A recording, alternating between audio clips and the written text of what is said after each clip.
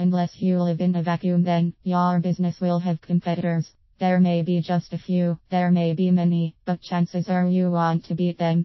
It's a dog-eat-dog world out there, and you've got to fight hard to survive. Stay ahead of the game, keep your nose in front, and every other business-related clip you can think of. In short, bouncing the competition off the walls is part of your business DNA.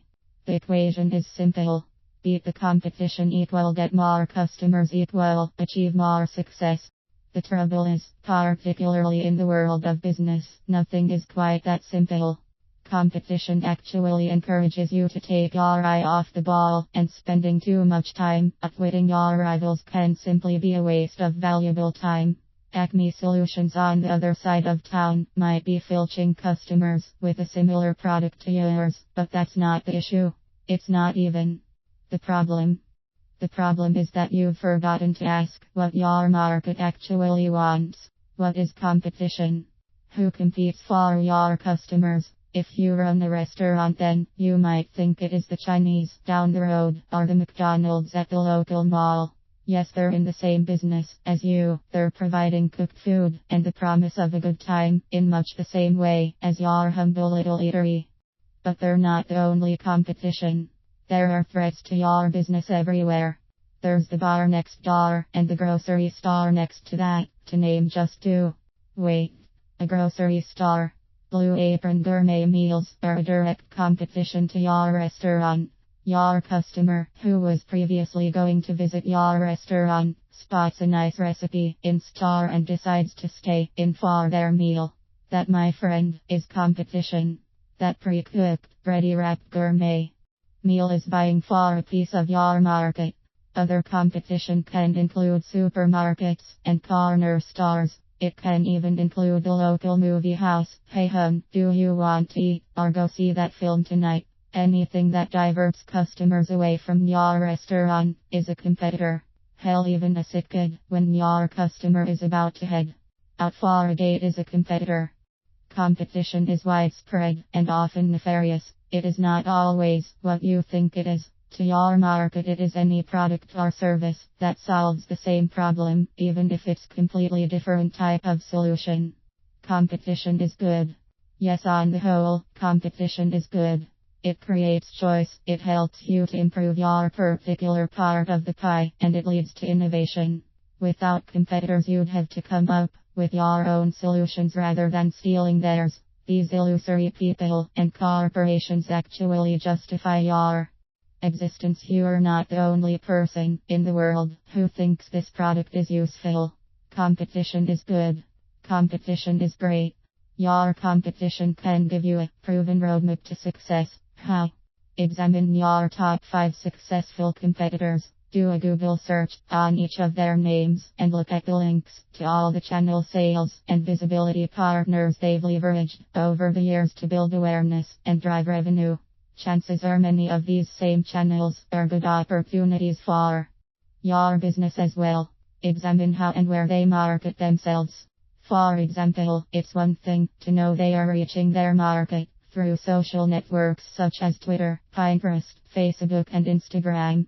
It's another to study what specifically they are doing on those platforms to successfully engage with their audience. If your competitors have a newsletter opt-in, and have a look at how they reach out to their customers. Study how email marketing deepens their relationship and credibility within the target market.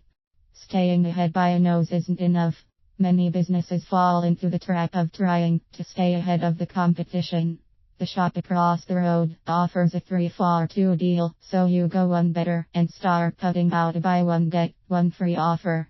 They provide a complimentary cup with their ground coffee. You decide you've got to give away a cafetiere with each pack. The law firm next door decides to provide free consultations. You think it's an appropriate time to start running a legal surgery in your local park. You spend so much time keeping up with the competition that you stop thinking about what your customer actually wants. You lose focus, and that's bad. Forget sticking plaster solutions. Let's get this out of the way straight away. Your competition is irrelevant. If you are spending much of your time trying to stay small increments ahead of your nearest rival, then you are going to be fighting for your business life every minute of every day. B. You are not going to succeed. And C. You are probably going to end up in an early grave. Your market is important. Your market is the only thing that is important, and you need to get away from this misconception that beating the competition makes you stronger. It doesn't. Beating the competition is akin to sticking a band-aid on an X-wound. Digging deep for the whole solution. Your product or service will sell if you provide what your market wants. You provide a solution to their problem. That's why people buy stuff. That's why they want your product. Is it good enough? Could it be better? The answer to that lies in finding out the cost of the problem, whether that is financial, emotional, or even physical, and then uncovering the solution. To do this, you need to drill deep into what your potential customers think. You need to go beyond the bland surveys that many market research organizations opt for without thinking.